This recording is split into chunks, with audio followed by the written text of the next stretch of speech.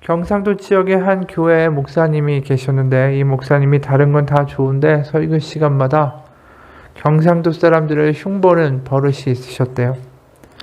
이 장로님들이 듣다 못해가지고 목사님한테 말씀드렸어요. 목사님, 제발 설교 시간에 경상도 흉 좀 보지 마세요. 교인 대부분이 다 경상도 사람인데 싫어합니다.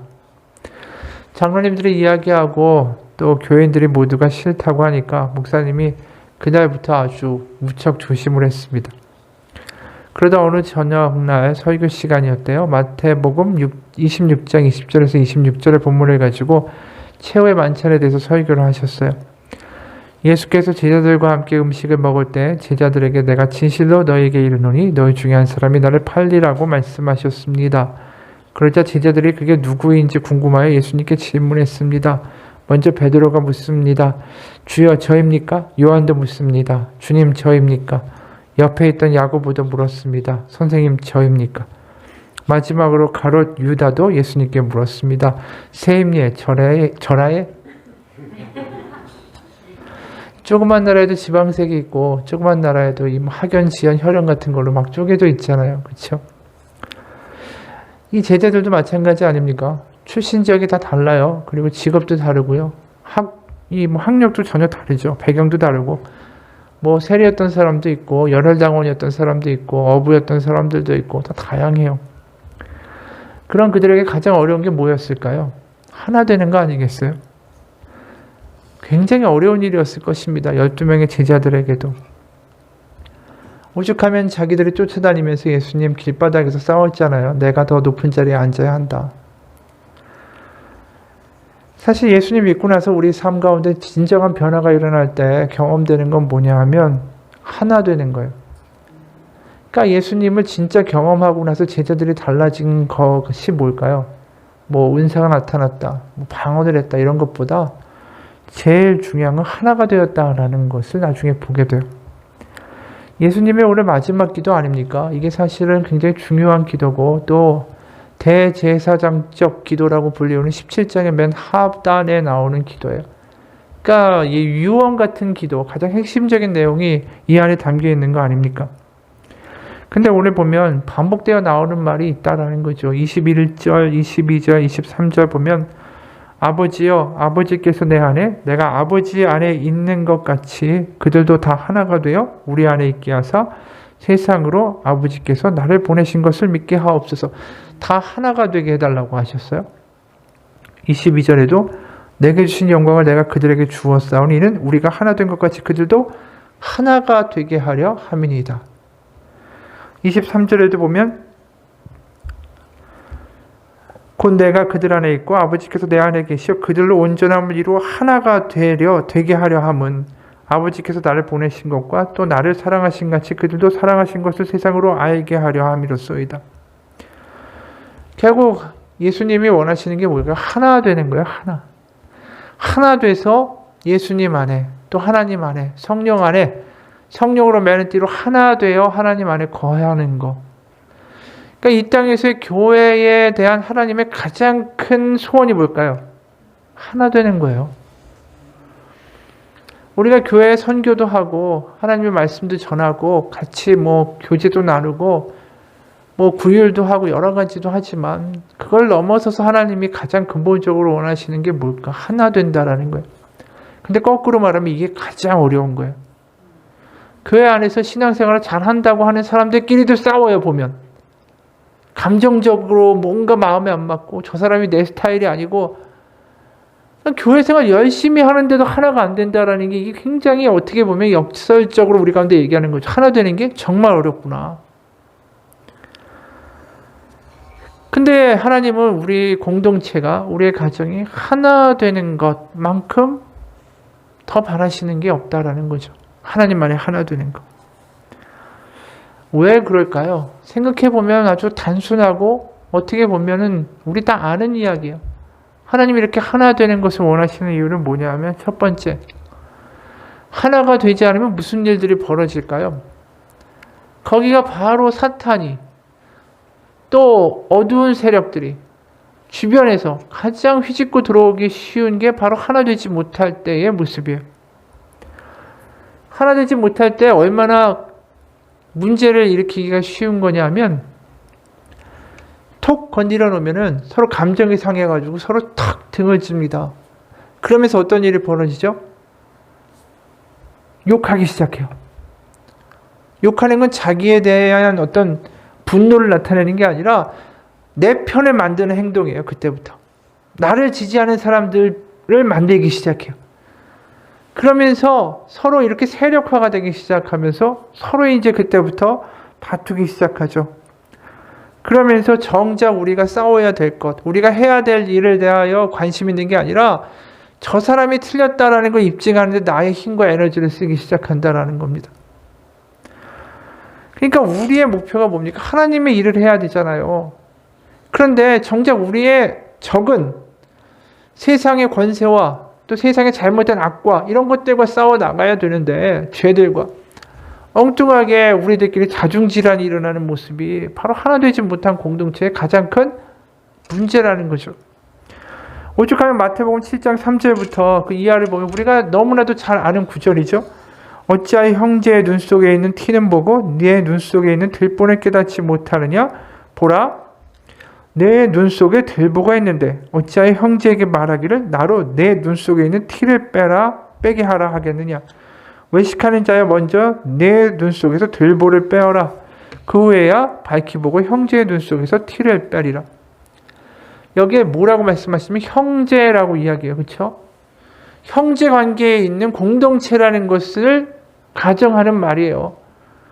공동체에서 어떤 일이 벌어지고 있냐 하면 내 눈을 가지고 내 기준을 가지고 그게 잘못된 건지도 모르는데 잘못된 안경을 끼고 이렇게 바라보면서 다 잘못됐다라고 하는 거예요. 그 안경이 잘못됐다라는 걸 모르고 그 안경 빼버리면 다르게 보일 텐데 계속해서 그걸 가지고 딴 사람 잘못됐다, 자기가 잘못된 건 잘 알지도 못하고 그러니까 이러면서 결국 무슨 일이 벌어집니까? 이 장님이라는 거예요. 장님이 장님을 인도한다라고 예수님이 몇 번씩 이야기하시는 게 왜 그렇습니까? 우리 개인적인 차원으로 자꾸만 보잖아요.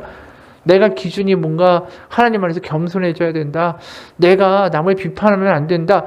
이런 식의 교훈으로만 이것을 이해하는 게 아니라 이게 궁극적인 목표가 어디에 있냐면 하나 되는 거를 만드는데 걸림돌이 되기 때문이에요. 그러니까 예수님의 지향점은 계속해서 하나 돼야 된다는 거죠. 하나. 그러니까 우리가 하나 된다라는 것에 대하여 그렇게 중요하게 생각하지 않는 측면이 있어요. 이 마태복음 지금 우리가 읽은 이 말씀도 내가 정말 내 기준이 아니라 그래 하나님의 기준대로 살아야지. 자꾸만 개인화시킨다라는 거죠. 내가 내 기준이 잘못됐으니까 남을 탓하지 말고 하나님 앞에서 내 들보가 빠지도록 기도해야겠다. 자꾸만 개인화시키지 말고 그걸 넘어서서 하나님이 원하시는 하나가 돼야 되는데 내가 하나가 되지 못했구나에 대해서 회개해야 된다는 거예요. 궁극적으로 이 지향하는 바가. 왜냐하면 우리의 원수는 사탄 마귀이기 때문이죠. 진짜 적이 아니라 엉뚱한 이들과 싸우는 일들이 벌어지기 때문이에요. 이 들보나 이런 비유들을 통해서. 검은 수탉과 붉은 수탉이 있었어요. 매우 친했대요.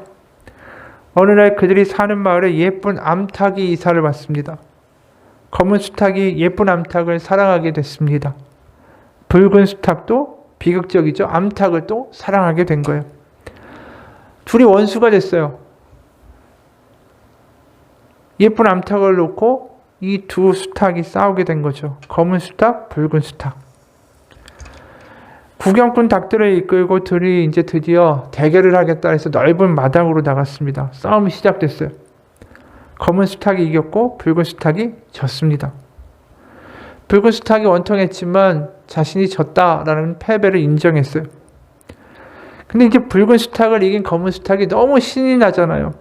그리고 세상이 좀 뻐기게도 해야 되는 거 아닙니까? 지붕으로 올라가서 목을 고추 세우고 꽃기요 하고 한바탕 노래를 불렀어요. 근데 그 노랫소리에 숲속에 독수리가 깨어난 거죠. 독수리는 닭들이 지켜보는 가운데 검은 수탉을 탁 채고 날아가 버렸어요. 이 싸움이 도대체 목적이 뭐냐라는 거죠. 싸워야 될 대상이 잘못되어 있는 거예요. 지금 엉뚱한 일만 벌어지고 있는 거 아닙니까? 지금 예수님이 앞두고 계신 싸움이 있어요. 영적 싸움이죠. 그게 뭐죠? 십자가예요. 우리가 계속해서 봤잖아요. 바로 성령이 오시면 뭘 알게 하시냐? 예수님을 믿지 않는 것이 죄를 알게 하시고 또 세상 권세자들과 정사들이 이미 다 심판받았다는 것을 성령이 오시면 너희들 알게 하실 것이다 라고 이야기하지 않습니까? 결국 십자가라는 게 그 세상의 권세와 마귀와 악한 세력들이 십자가에서 심판받는 영적 싸움의 귀결점이 되는 거예요. 바로 그것을 지금 앞두고 계신 장면이 오늘 요한복음 17장의 말씀이에요. 그러니까 예수님의 생각은 어디가 있습니까? 하나가 돼서 우리가 우리끼리 싸우는 게 아니라 이 영적 싸움에서 진짜 저게 무엇인지를 알고 싸우는 싸움을 해나가야겠다. 그런 생각을 하고 계신데 지금 제자들이 뭐 하고 있냐 하면 그 머릿속에 뭐가 들어있죠? 예수님 죽으실 거다라는 건 상상도 못해요. 무슨 생각하냐면 내가 이 땅에 세워질 왕국의 영의정이 돼야 되겠다. 내가 두 번째가 돼야 되겠다. 아니다, 내가 더 위다. 이 생각만 차 있는 거예요. 그러니까 얼마나 한심해요. 보면은 이들이 싸워야 할 대상에 대하여 알지 못한다라는 것이죠. 분명히 뭔가 적이 뭔지를 알고 하나 되어 싸워도 모자랄 판인데 지금 이러한 일을 하고 있는 게 참 답답하신 거예요. 그러니까 하나 되게 해달라고 예수님이 말씀하실 수밖에 없는 상황이라는 거죠. 그러니까 우리 집을 보면서 무슨 말씀하시겠냐고요. 우리 교회 보면서 지금 무슨 말씀하시겠냐고. 우리 생각해 봐야 돼요. 너희가 영적 문제가 있는데 지금 어떻게 보면 사탄이나 마귀나 악한 세력들이 너희를 자꾸만 건드리는데 왜 너희 거기에 흔들리면서 니네끼리 싸우고 있니? 니네가 해야 될 싸움이 뭐냐? 남편이나 아내를 미워하는 싸움이 아니라 우리를 이간질하는 악한 세력에 대하여 하나 되어 싸워나가는 것으로 방향 전환을 해야 된다는 걸 하나님이 원하신다는 거죠. 그러니까 남편에 대하여 화를 내고 아내에 대해서 화를 내는 게 아니라 우리 전에도 한번 워룸인가 해가지고 한번 영화의 클립을 본 적이 있을 거예요. 이제 남편도 교회 나가고 하지만 남편은 굉장히 그냥 썬데이 크리스찬이에요. 아내가 남편과 같이 지내면서 이 갈등의 문제가 계속 생기죠.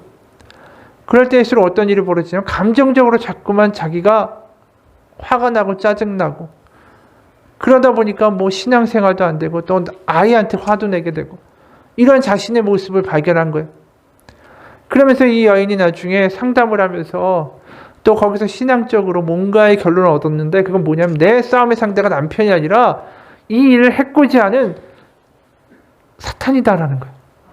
악이라는 거예요. 내가 저 남편과 싸워야 될 문제가 아니라 바로 이 세상이 우리의 가정이 하나 되기 위하여 하나님 안에서 하나 되는 싸움을 하기 위하여 내가 하나님께 더 나아가야 된다는 것을 깨닫게 됐다라는 거죠.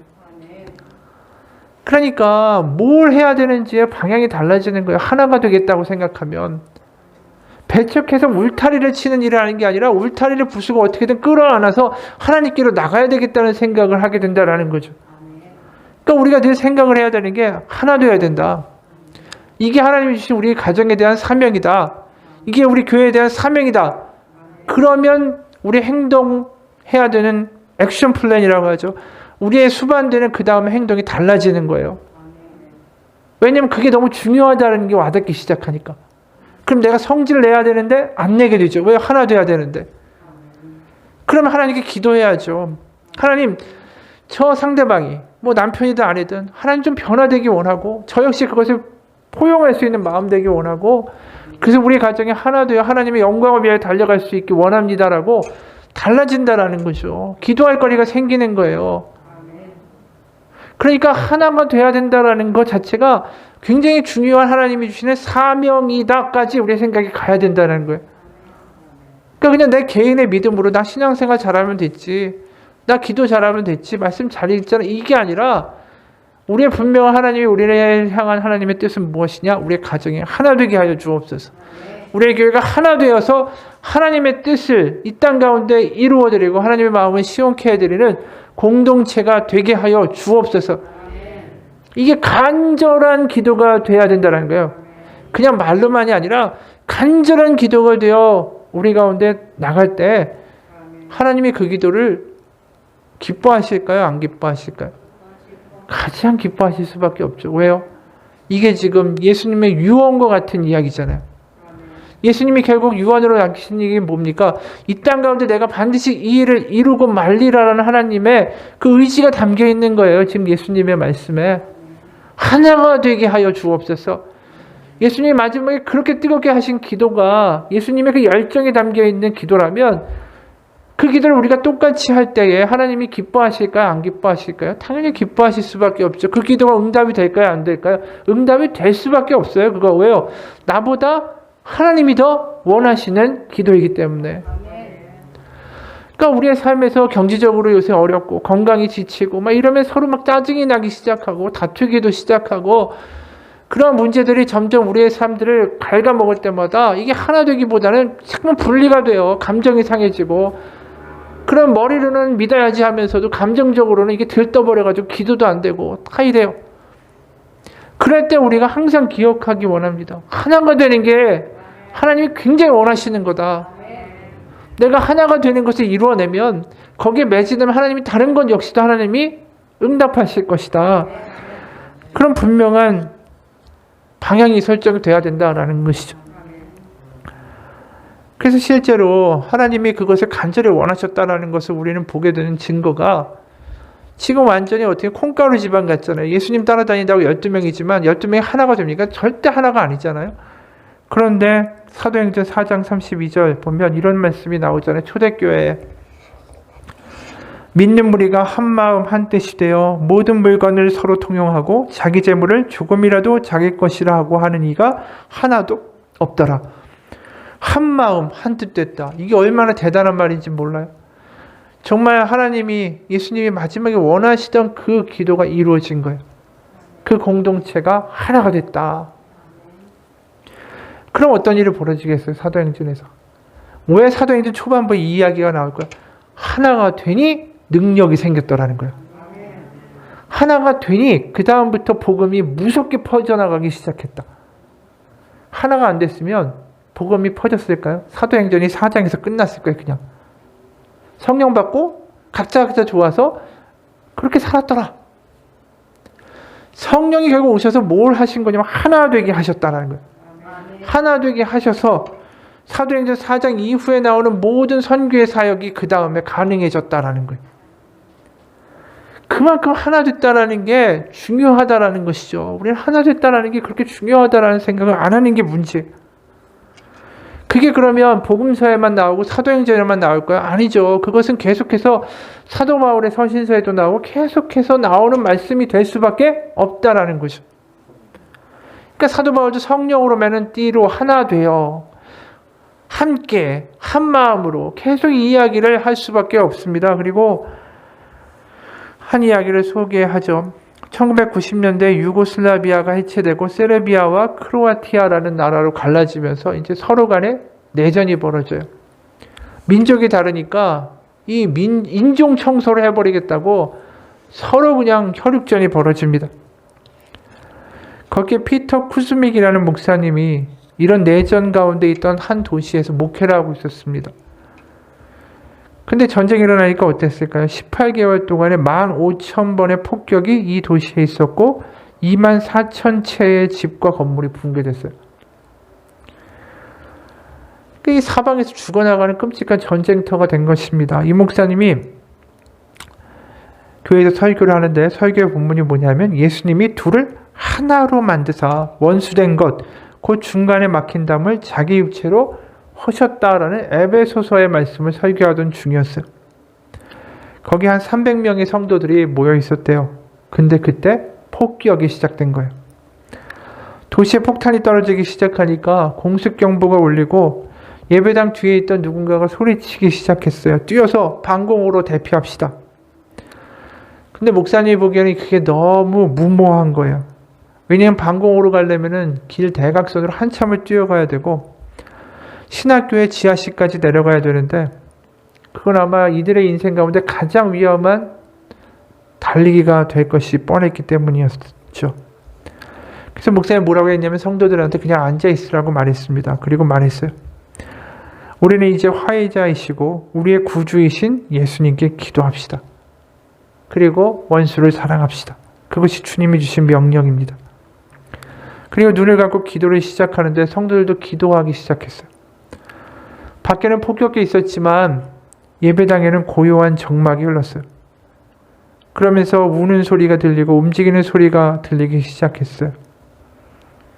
왜냐하면 그 교회의 30%는 세르비아 사람들이었고 그 회 중에 나머지 70%는 크로아티아 사람들이었어요. 원수들이었다는 얘기예요. 그러니까 세르비아 사람들은 그 당시에 크로아티아인들이 자신들이 저지른 것에 보복을 할까봐 굉장히 두려워하면서 살았던 사람들이에요. 그런데 기도를 하는 가운데 목사님이 뭘 봤냐면 크로아티아 사람들이 이 세르비아 사람들 가정을 껴안고 같이 눈물을 흘리면서 기도해 주는 걸 봤어요. 그러면서 이 목사님이 이런 얘기를 했습니다. 우리는 하나님의 나라를 보았습니다. 밖에는 증오가 있고 폭탄이 떨어지고 하지만 이곳에는 사랑이 있고 화해가 있고 밖에는 복수와 폭격과 죽음이 있었지만 이 안에 십자가와 용서와 화해가 있었습니다. 그렇죠. 그 자리에서 뭘 한 겁니까? 폭격이 떨어지는 가운데 하나님 우리 하나 되게 해달라고. 그 기도 가운데 벽이 무너져 버린 거예요. 뭐죠? 결국 죽음이라는 것 안에 우리는 다 하나님의 부활과 하나님의 도우심과 하나님의 긍휼 없이는 살아갈 수 없는 존재들이다라는 것을 깨닫게 된 거죠. 결국 하나 되는 기도가 일어나니까 그 교회 예배당에 폭탄은 떨어지지 않았어요. 에베소서 2장 아까 봤던 그 말씀이죠. 16절 19절 또 십자가로 이 둘을 한 몸으로 하나님과 화목하게 하려 하심이라. 하나 되게 해달라는 거죠. 또 원수된 것을 십자가로 소멸하시고 십자가가 결국 뭘 얘기하는 거예요? 하나 되기 위한 거라는 거죠.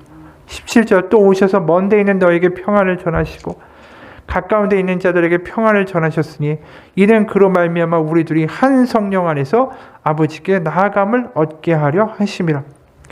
그러므로부터 이제는 너희는 외인도 아니요 나그네도 아니요 오직 성도들과 동일한 시민이요 하나님의 권속이라. 하나라는 거예요. 하나. 한 팀이다라는 거예요. 한 팀.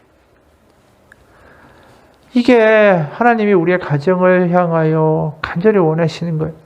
우리 교회를 위하여 원하시는 거예요. 어떤 거지가 큰 부자인 랍비의 집 대문 앞에서 등을 비벼서 긁고 있었어요. 이것을 목격한 부자 랍비가 그를 불쌍히 여겨 데려다가 목욕을 시키고 옷을 갈아입히고 먹을 것을 줬습니다. 이튿날 그 이야기를 들은 거지 부부가 어제 그 거지처럼 부자 랍비의 집 대문 기둥에서 등을 비비기 시작했습니다. 이것을 보게 된 랍비가 그들을 잡아들여서 실컷 매를 때리고 쫓아냈습니다. 거지 부부가 쫓겨나면서 뭐라고 그랬겠어요? 불공평하다고. 어제 거지는 옷까지 갈아입히고 먹을 걸 주고 목욕까지 시켜주면서 왜 우리는 이렇게 쫓아냈냐고. 그랬더니 이 랍비가 뭐라고 얘기했는지 아세요? 어제 거지는 혼자니까 기둥에 비벼서 등을 긁을 수밖에 없었지만 너희는 둘인데 서로 긁어줄 수 있지 않았느냐라는 거예요. 그러니까 이게 지금 둘이 부부면서도 그걸 긁어주지 않는 너희들이 하나님 안에서 하나 되는 것을 모르는 너희들이 하나님께 분명히 그거에 대하여 징계받거나 뭐라고 하나님 분명히 말씀하실 때가 있을 거다라는 것을 보여주는 이야기죠. 우리가 항상 그 생각을 했으면 좋겠어요. 뒤에서 궁시렁거리기 쉽고요. 교회 안에서도 가정 안에서도 뭐라고 뒤에서 말하기 너무 쉽습니다. 나도 모르게 그렇게 될 때도 있을지도 모르겠습니다. 하지만 하나 된다는 게 하나님이 우리에게 주신 사명이다. 그것을 기억하시면 그게 사명이 되는 순간 우리는 기도할 수밖에 없어요. 그게 사명이 될수록 내가 그걸 하지 못하는 나의 무능력 때문에 더 하나님 앞에 간구할 수밖에 없어요. 그리고 그게 사명이라면 더 하나님 앞에 간절하게 기도할 수밖에 없다라는 것이죠. 왜요? 하나 되려고 하다 보니까 힘드니까. 하나 되려고 하면 힘들 수밖에 없어요. 하나 되려고 하면 내가 걸리고 내 불편한 걸 넘어가야 되니까. 그럼 어떻게 기도해야 되잖아요. 우리의 가장 큰 문제가 그냥 하나 되는 걸 신경 안 쓰면 기도 안 하죠. 왜 내 맘대로 비판하고 정죄하고 까버리고 다시 한 만나면 되니까. 하나 되려고 하면 크게 기도할 수밖에 없고 내 기준과 내 분노와 내 실망을 또 누르기 위해서 하나님 앞에 하소연하면서 기도할 수밖에 없다라는 거예요. 근데 그렇게 기도하는 사람이 결국 복 받는 사람입니다. 왜요? 그 과정 가운데 내가 변하고요. 그 과정 가운데 상대방이 변하고요. 그 과정 가운데 하나님의 나라가 그 가정과 교회 가운데 임하기 때문입니다. 하나 되게 해달라고 하나님 앞에 기도할 수 있는 우리가 됐으면 좋겠어요. 그럼 목마를 수밖에 없죠. 기도할 수 있게 됩니다.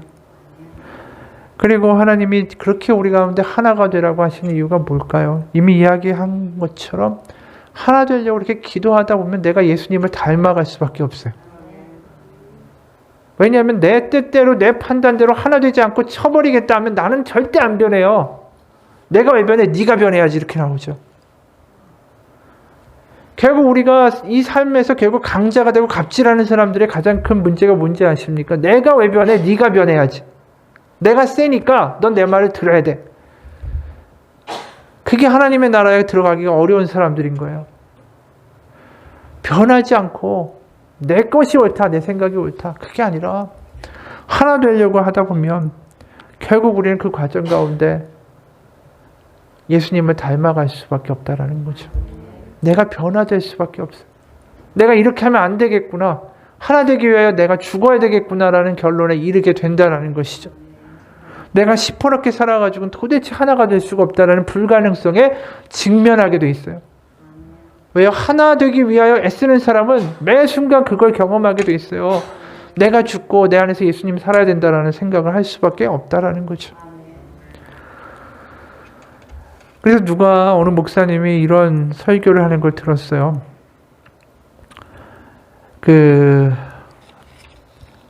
저는 청년들에게 항상 말합니다. 제가 페루에서 몇 년 동안 독신 선교사로 사역을 할 때 저는 정말로 영적인 사람이었습니다. 그리고 저는 결혼을 하게 됐습니다. 결혼을 한 다음에 저는 제가 얼마나 그리스도 닮은 삶을 살지 못한가를 깨닫게 됐습니다. 결혼 생활을 하다 보니까 진짜 내 안에 깊숙이 들어있던 모든 것들이 그대로 드러나기 때문이었습니다. 혼자 있을 때는 거룩했다라는 거예요. 근데 오히려 결혼하고 나니까 그 다음부터 내가 얼마나 예수 그리스도와 먼 사람인가를 더 알게 됐다라는 거죠. 우리가 우리의 삶에서 결국은 그 결혼을 통해 가지고 어떻게 보면 하나님이 나를 바꾸기 원하시는 것입니다. 왜냐하면 가정부터 하나가 돼야 되는데 이 부부가 하나 된다라는 게 정말 어떻게 보면 쉬운 일이면서 동시에 어려운 일이에요. 왜냐하면 우리 가정이 하나가 되려면 내가 변해야 된다라는 것을 처음으로 직감하고 체험하고 고백하게 되는 게 가정이기 때문입니다. 그래서 교회에서 이 결혼에 대한 거, 아내와 남편에 대한 이야기들이 성경에 우리가 많이 보죠. 이런 남편과 아내의 관계가 어떻게 보면 하나님이 우리가 변화되도록 만들어 두신 통로인 것 같습니다. 이 목사님이 이런 이야기를 합니다. 당신은 당신이 원하는 모든 조건을 다 갖추지 못한 사람과 결혼했습니다. 그로 인해 당신은 무조건적으로 사랑하는 방법을 배우는 것입니다. 당신은 자비가 필요한 사람과 결혼했습니다. 그로 인해 당신은 자비를 베푸는 방법을 배우는 것입니다.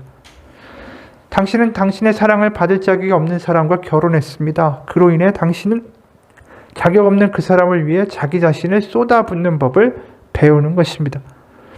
그로 인해 당신은 당신이 경배드릴 하나님께 조금씩 더 가까워지는 것입니다. 젊은 청년 한 명이 제게 왔습니다. 그 청년은 중국에 미쳐 있었습니다. 중국 선교사가 되고 싶습니다. 중국 사람들을 위한 선교사가 되고 싶습니다. 이상하게도 중국 사람들이 더 좋습니다. 그래서 선교사가 되고 싶고 제 심장은 중국에 있습니다. 라면서 저를 만날 때마다 노래를 불렀습니다.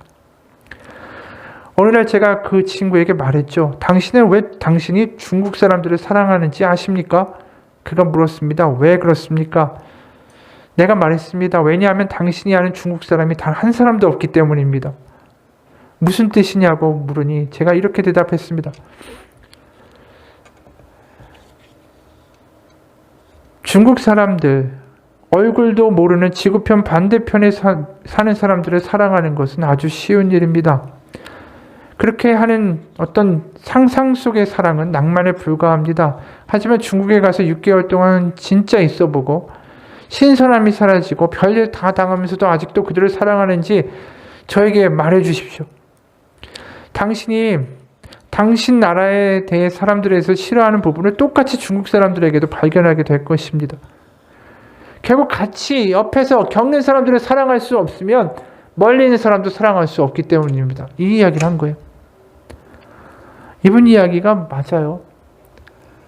우리가 가정에서, 일터에서 하나님과 하나 되는 것을 배우라고 하시는 것이죠. 그러면서 예수님 닮아가라고 하시는 거예요. 테레사 수녀가 노벨상 평화상 받을 때 이런 얘기 했어요. 세계 평화를 위해서 우리가 무슨 일을 해야 합니까? 그랬더니 이분이 이렇게 대답했죠. 세계 평화를 위해서 무슨 일을 해야 하느냐고요? 조용히 집에 가서 당신의 가족을 사랑하십시오. 그렇죠. 우리가 수많은 나라의 선교사님들을 위해서 기도할 수 있고 이 나라를 위해서도 기도할 수 있고 뭔가 대단한 기도할 수 있겠지만 가장 중요한 거 우리의 가정부터 하나 되게 해달라. 하나님 안에서 하나 되어야 한다. 그것이 하나님이 주신 나에게 사명이다 라는 것을 기억하기를 주님의 이름으로 축원합니다. 그럼 그 가정에 분명히 하나님의 복이 있어요. 서정홍이라는 아동 문학가가 이런 이야기를 하더라고요. 여보 여기 앉아보세요. 발톱 깎아드릴 테니. 아니 맨날 어깨 아프다면서 무슨 일을 그렇게 많이 해요. 하루에 마치고 돌아온 어머니 아버지는 밤이 깊어가는 줄도 모르고 서로 발톱을 깎아주고 서로 어깨를 주물러 줍니다. 그 모습 가만히 보고 있으면 나도 빨리 장가들고 싶습니다. 어른이 되면 어머니 같은 여자 만나서 아버지처럼 살고 싶습니다. 이게 얼마나 아름다운 가정의 모습이에요. 하나님이 이런 거 만들어주기 원하신다는데 이게 얼마나 복된 삶이에요. 나중에 나이 들어 보세요. 그렇게 행복한 가정을 만들어내는 게 얼마나 복인지 나중에 알게 되지. 우리는 분명히 하나님이 주시는 선한 뜻이 우리 가운데 있습니다. 그리고 그렇게 해주고 싶어 하세요. 이제 우리가 참여하고 움직일 때입니다. 뭘 위해서 하나 되게 하나님 해달라고 기도하며 그것이 사명이 되고 그것이 안 되면 그것 때문에 하나님 앞에서 울기도 하고 그러면서 하나님 앞에 기도하며 나아갈 때 반드시 그 가정 가운데 하나 되는 놀라운 역사가 하나님 가운데 있을 거라고 믿습니다. 기도하겠습니다. 하나님 아버지, 우리는 추상적인 기도를 하며 살아갑니다. 내 혼자의 신앙을 생각하며 살아갑니다. 물론 중보의 기도도 하고 또 여러 가지의 기도를 하지만 우리 마음 가운데 뜨겁지 않게 식어버리는 기도가 되는 이유는 하나님 가운데 하나 되게 해달라는 간절함이 우리 가운데 사라져 가기 때문입니다. 우리의 가정이 하나 되게 해 주옵소서. 우리의 자녀와 하나 되게 하여 주옵소서. 우리의 교회가 하나 되게 하여 주옵소서. 우리의 일터가 하나 되게 하여 주옵소서. 어떻게 보면 불가능한 것 같은 일이기에 하나님께 더 간절하게 기도하게 되고 그 불가능한 일을 우리의 삶 가운데 이루어지신 하나님을 경험하기 때문에 나중에 하나님께 찬양하게 되는 기도가 될 것입니다. 하나님, 하나 되게 해달라는, 하나 되게 하라는 그 사명 가운데 살아가는 사람, 그 사람의 앞날 가운데 하나님의 형통한 복을 허락하여 주옵소서. 예수님의 이름 받들어 기도합니다. 아멘. 우리 같이 기도합시다.